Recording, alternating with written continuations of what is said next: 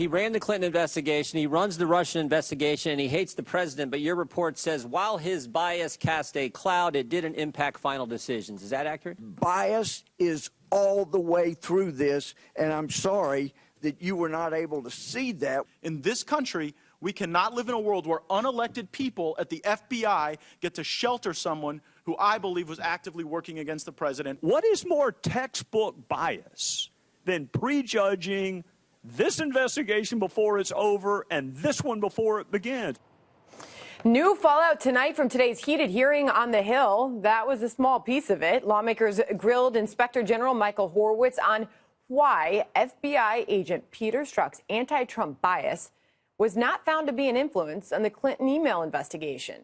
And tonight, Strzok is responding, saying those lawmakers are actually the ones who are biased. A short time ago, his lawyer releasing a statement saying in part, quote, all of this seriously calls into question the impartiality of the disciplinary process, which now appears tainted by political influence. Instead of publicly calling for a long-serving FBI agent to be summarily fired, politicians should allow the disciplinary process to play out free from political pressure. Here now exclusively, Congressman Bob Goodlatte and Trey Gowdy, who chaired the two committees that questioned the IG Horowitz today. Thank you to both of you and for your time tonight. Congressman Gowdy, I'll start with you first. I know that that is the first you're hearing of Peter Strzok's attorney and that letter responding today. I hope he says that when he comes before Congress. I hope that is his defense, that he's a victim. This is the same guy that said his fellow citizens, he could smell them if they were Trump supporters. This is the same guy that said the election should be $100 million to nothing.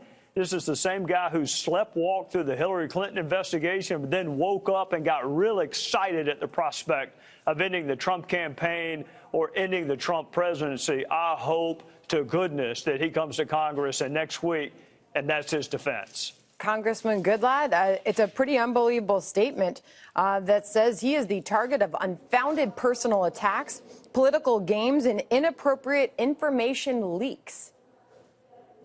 There is absolutely no question that all across our two committees, members on both sides of the aisle acknowledged how appalled they were by the statements that he made, and many acknowledged that making those statements using government offices and government equipment is highly inappropriate, and it clearly reflected upon the distinction between these two investigations where his bias shows through clear and clear.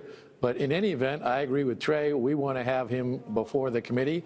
He has now indicated that he would come voluntarily, but he has not pinned himself down on when. So we are imminently going to issue a subpoena to him to appear next week. Okay, so the subpoena's been prepared. It has not been issued yet.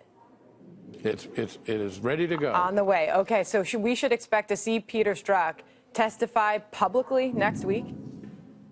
We're still open to working with him, but he needs to understand that he has to do it on our timetable, not on his. So if he's going to appear voluntarily, his lawyer better contact us right away because the subpoena is coming.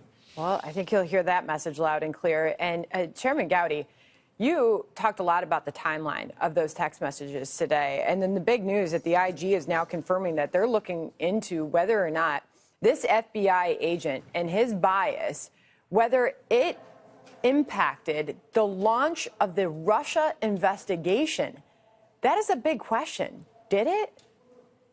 Well, it's the seminal question. If you look at the chronology, of course, in late July of 2016 is when the Russia probe began. And you're not 2 weeks into it before Peter Strozk is saying we'll stop it, with the it being the presidency. We're not 2 weeks into it before he's talking about an insurance policy to make sure Donald Trump is never the president.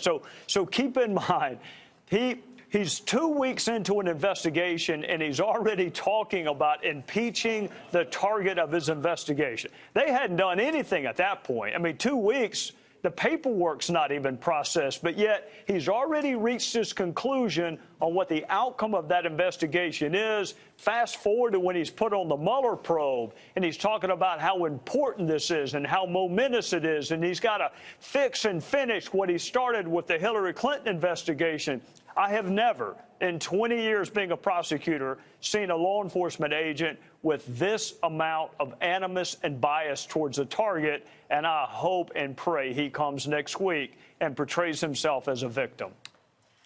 I think a lot of people at this point, based on that setup, are going to want to see that as well. But Chairman Goodlatte, as far as now the IG confirming that they're looking into Peter Strozk, those text messages, his role in the launch of this Russia probe, what more, after those hearings wrapping up today, what more do you want to know?